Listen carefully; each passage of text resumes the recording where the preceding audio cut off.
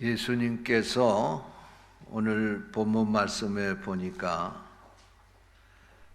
나인성이라고 하는 성으로 들어가셨습니다. 그곳에 들어가시는데 맞은편에서 장례 행렬이 성 밖을 향해서 나오는 것입니다. 가까이 다가가 보니 그는 이 성에 사는 한 과부의 아들이 죽어서 장례를 치르러 가는 것이었습니다. 한 과부는 남편을 일찍 여의고 아들을 키우며 아들을 의지하며 살았습니다. 그런데 갑자기 그 아들이 죽은 것입니다. 그래서 장례를 치르러 나가다가 저 맞은편에서 이 성을 향해서 들어오시는 예수님과 같이 만나게 된 것입니다.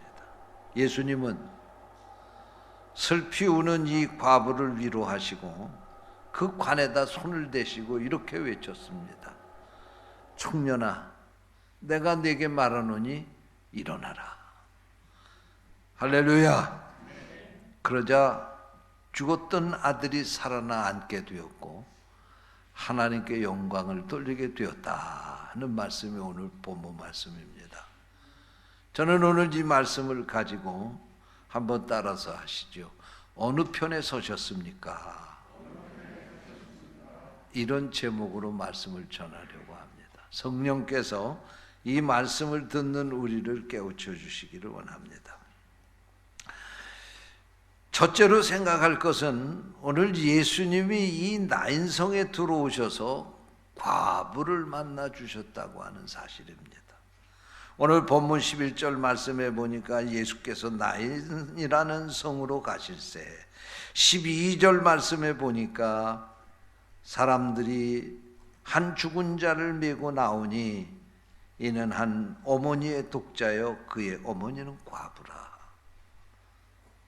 참 안타까운 사실입니다. 이 여인이 남편이 죽은 것만 해도 불행한데 그래도 한낱 시로라기 같은 희망을 가지고 이 아들을 의지하고 살았는데 아들마저도 죽었다는 것입니다. 그래서 지금 통곡을 하면서 이 장례 행렬을 따라서 장지로 가고 있는 것입니다. 예수님은 이 행렬이 많은 사람이 둘러싸여서 지금 장지를 향해서 가고 있는데 그 가운데에 가장 슬퍼하는 이 과부를 만나 주셨습니다.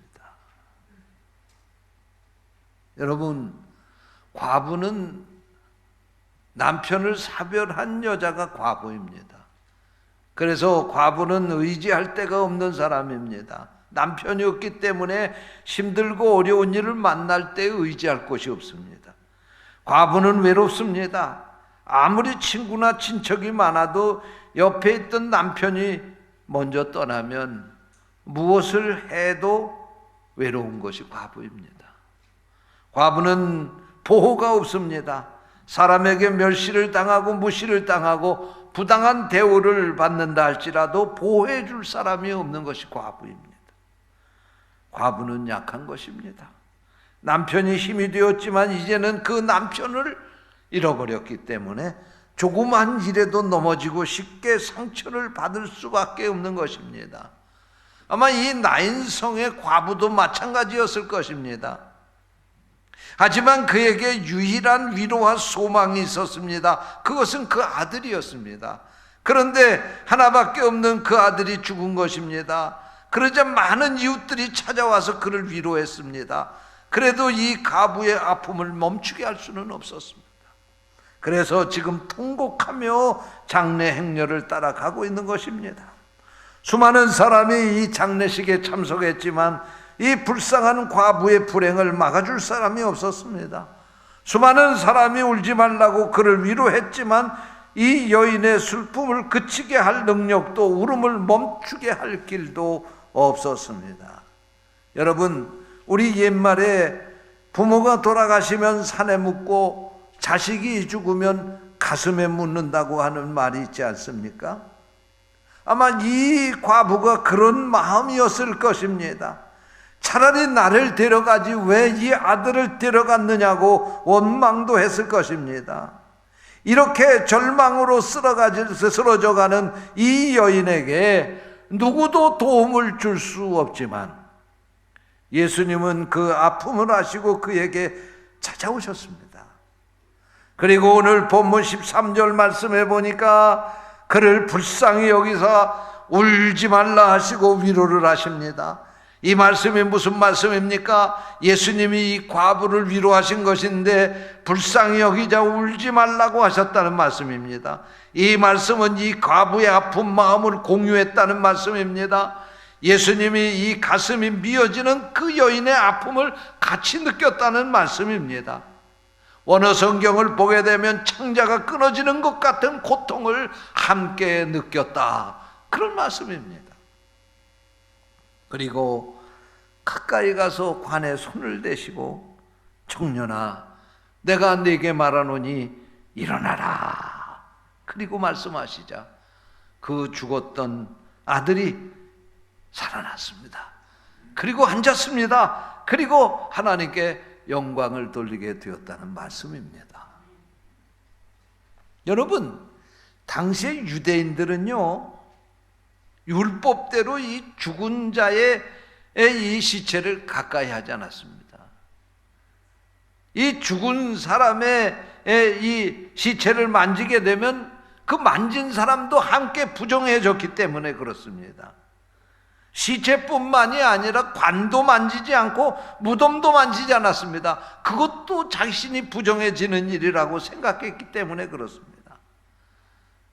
하지만 예수님은 그 과부의 아들의 관에 손을 대시기를 주저하지 않으셨습니다. 왜냐하면 율법보다도 더 중요한 것이 그 죽은 한 생명이었기 때문에 그렇습니다. 그래서 예수님은 이 과부의 아들의 관에 손을 얹고 그 아들을 살려주셨다는 말씀입니다. 여러분, 이 여인에게 무슨 위로의 말을 한들 무슨 위로가 되겠습니까? 이 여인에게 위로는, 가장 큰 위로는 그 아들을 살려주는 것입니다. 그런데 예수님이 그 일을 행하셨다는 말씀입니다. 할렐루야. 그렇습니다. 여러분, 우리가 인생을 살아가게 될 때 우리도 수없이 많은 문제를 만나게 됩니다. 그런데 그 문제를 진정으로 해결해 주실 분은 우리 주님 예수 그리스도밖에 없는 줄로 믿습니다. 그러므로 예수님이 오시면 되는 겁니다. 예수님이 나를 찾아오시면 내가 어떠한 문제가 있다 할지라도 그 모든 문제를 해결하게 될 줄로 믿습니다. 저는 이 말씀을 생각하면서 이런 생각을 해봤어요. 우리 인생은 이 나인성 과부와 같은 존재가 아닌가. 죄로 말미암아 남편이신 하나님을 잃어버린 존재가 우리 인생 아니었습니까? 하나님을 떠났기 때문에 모든 일을 자신이 해결하고 감당해야 될 존재가 우리 인간 아닙니까? 아무리 우리가 이 세상에서 열심히 산다 할지라도 하나님의 도우심 없이는 살 수가 없는데 우리는 하나님을 떠나서 홀로 외로운 인생길을 지금 여기까지 살아온 것입니다. 그래서 바울 사도는 오라 나는 공고한 자로다, 누가 이 사망의 몸에서 나를 건져내랴라고 탄식을 했습니다. 여러분, 이게 인생입니다. 그런데 이런 인생길에 예수님이 오시면, 예수님이 나와 함께 동행하시면 어떤 문제든지 다 해결될 것을 믿으시기 바랍니다. 나인성의 이 과부를 찾아오셨던 이 예수님, 오늘 우리에게 찾아오시는 것을 믿으시기 바랍니다. 둘째로, 인생은 어리석게도 언젠가는 떠날 것을 의지하고 사는 것입니다. 이 나인성 과부의 유일한 소망은 아들이었습니다. 이 아들이 자신의 의지였고 보호이고 힘이고 소망이었습니다. 이 과부는 이 하나뿐인 아들을 위해서 어떠한 고생도 다 참을 수 있었고 아들에게 모든 기대와 소망을 걸고 살았습니다. 과부는 남편에게서 얻지 못한 것을 이 아들에게 기대하고 살았을 것입니다. 이 아들이 잘 장성해서 자기를 보살펴 주리라 기대하고 모든 것을 이 아들에게 쏟았을 것입니다. 그러나 과부의 이 유일한 소망이고 대들보였던 이 아들이 죽은 것입니다. 갑자기 죽어버린 것입니다. 이 아들이 건강하게 오래 살아서 어머니의 기대를 다 채워주었으면 좋았건만 이 아들은 젊은 나이에 허무하게 죽고 말았습니다. 이제는 다 키웠다, 이제는 고생 다 했다고 생각했는데 갑자기 이 아들이 어머니의 곁을 떠난 것입니다. 유일한 소망이었던 독자가 죽었을 때 이 과부는 더 이상 살 힘이 없었을 것입니다. 아마도 아들을 따라서 같이 죽고 싶은 심정이 이 어머니의 마음이었을 것입니다. 사랑하는 성도 여러분, 저는 이 말씀을 생각하면서 또 이런 생각을 해봤습니다. 오늘 우리 인생이 바로 이런 존재가 아닌가. 아무 소용없는 것, 진정으로 우리를 지켜주지 못할 것을 우리가 붙잡고 그것 의지하고 살다가 어느 날 훌쩍 그것을 놓쳐버리면 후회하고 절망하는 그 인생이 바로 오늘 우리 자신이 아닌가, 그런 생각을 해봤습니다. 그래서 시편 146편 3절에서는 귀인들을 의지하지 말며 도울 힘이 없는 인생도 의지하지 말라고 했습니다. 미가 7장 5절에 보면 너희는 이웃을 믿지 말며 친구를 의지하지 말라고 하셨습니다. 그렇습니다. 우리가 의지했던 것 언젠가 다 떠날 날이 있는 거예요. 내가 사랑했던 것도 떠나고 내가 의지했던 것도 떠나고 언젠간 다 떠날 것입니다. 내가 자랑했던 것도 떠나고 내가 그렇게 믿었던 것도 언젠가는 다 떠날 것입니다. 오늘 이 나인성 과부의 이 독자처럼 의지하고 믿었던 것이 어느 날 훌쩍 나를 떠날 날이 있다는 말씀입니다. 어찌 나인성 과부에게만 이런 독자가 있겠습니까? 사실 이 땅에 사는 모든 사람들이 다 이런 자기의 독자를 가지고 살고 있는 것 아니겠습니까? 돈이 좋다고 돈 많이 벌면 될 거라고, 그리고 목숨 걸고 먹고 쓰고 입지 않고 그리고 돈만 모았는데 어느 날 훌쩍 한순간에 그 모든 거 다 날아가 버릴 경우가 있어요.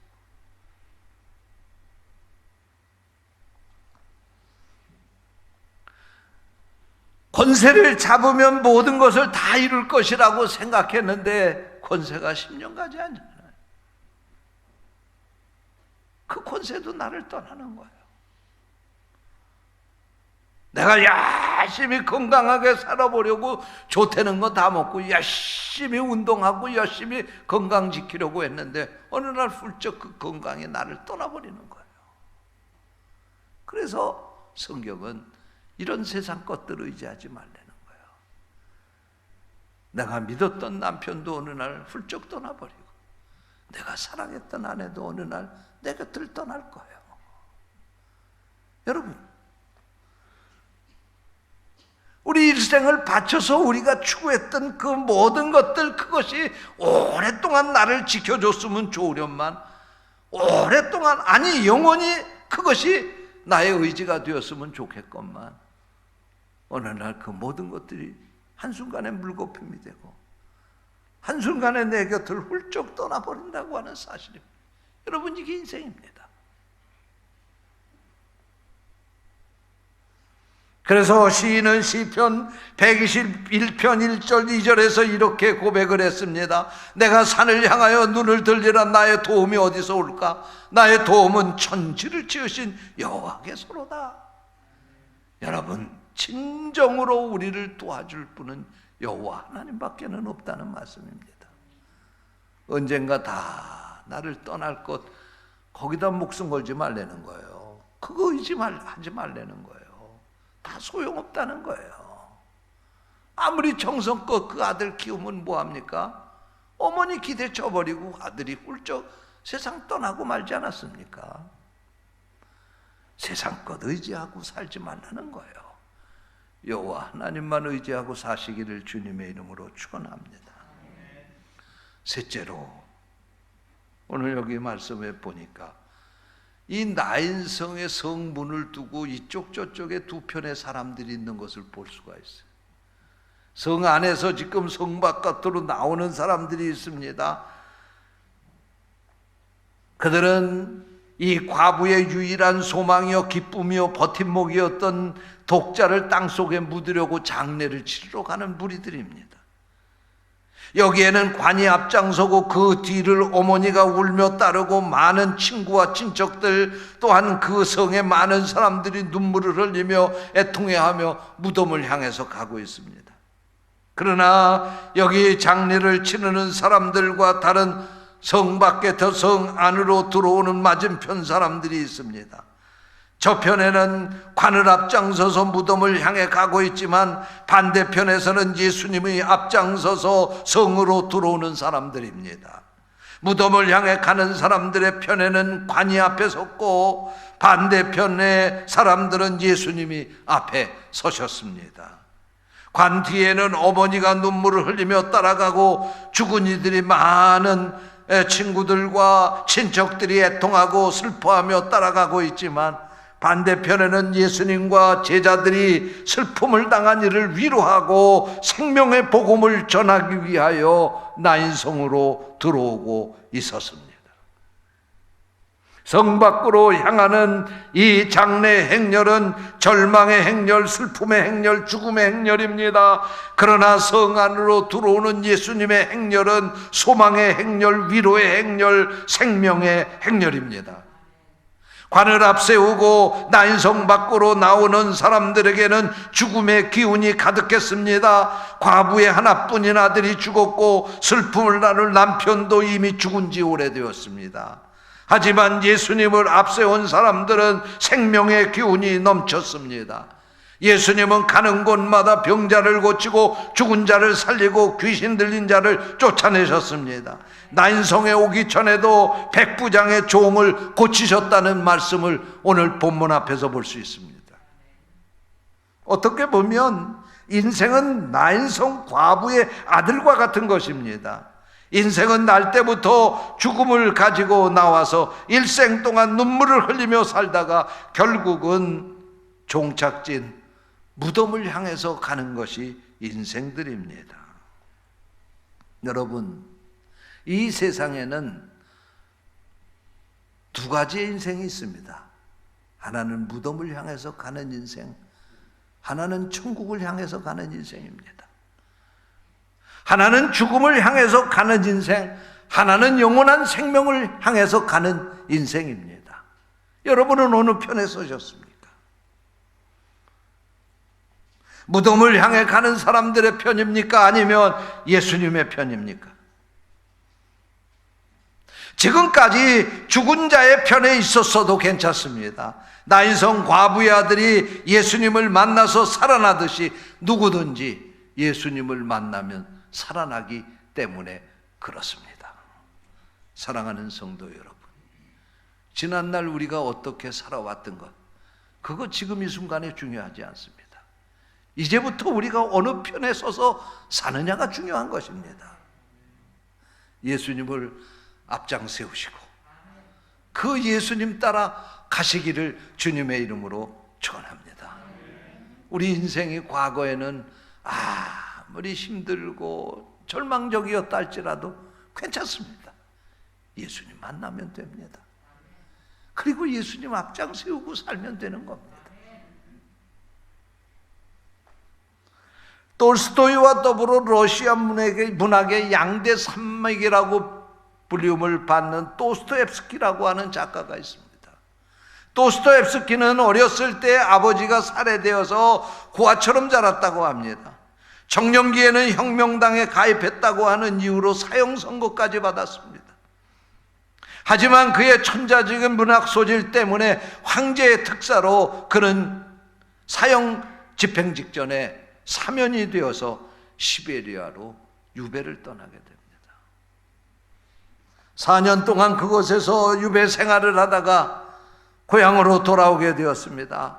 그리고 새로운 삶을 꿈꾸면서 결혼을 했지만 결혼한 그의 아내는 결혼 전에 사귀던 사람과의 불륜 관계를 끊지 않고 계속함으로 말미암아 그 가정은 한시도 편안한 날이 없었습니다. 그런 가운데 어린 자식 하나를 낳았지만 그 자식을 돌보지 못해 추위와 배고픔을 견디지 못하고 병이 들어서 그 아들마저 죽었습니다. 그뿐만 아니라 도스토옙스키는 일평생을 간질병으로 고통을 당하며 불행한 인생을 살게 되었다고 합니다. 이처럼 불행했던 도스토옙스키의 인생에 절망적인 삶에 새로운 이제 희망이 비치기 시작했습니다. 그의 인생의 절망 가운데 예수님이 찾아오신 것입니다. 도스토옙스키가 예수님을 만났습니다. 절망을 희망으로 바꿔주시는 예수님을 만나게 되었습니다. 그리고 그는 그의 새로운 인생을 살기 시작했습니다. 그가 절망 중에 일어나 피를 들어 글을 쓰게 되었는데 그것은 글이 그 유명한 죄와 벌, 그리고 가라마조프가의 형제들이라고 하는 이 세계적인 작품을 그가 써내게 된 것입니다. 그의 인생이 절망 가운데서 그 자신을 불행하다고 여기며 포기하고 살았지만 그 삶 가운데 예수님이 찾아오심으로 말미암아 그가 예수 그리스도를 만나고 그 인생을 역전시킬 수 있었다는 말씀입니다. 사랑하는 성도 여러분, 진정한 희망은 예수 그리스도이십니다. 예수 그리스도와 이제부터 우리의 인생을 예수님 앞장 세우고 살아가는 성도들이 되시기를 주님의 이름으로 축원합니다. 기도하겠습니다. 하나님 아버지, 우리에게 말씀을 주시고 말씀을 통해서 우리가 어느 편에 서는가가 얼마나 중요한지를 다시 한번 깨닫게 해주셔서 감사합니다. 이제부터 살아가는 우리의 인생은 예수님 앞장 세우고 예수님 편에 서서 사는 삶이 되게 하여 주옵소서. 주님의 이름으로 간절히 기도하옵나이다. 아멘.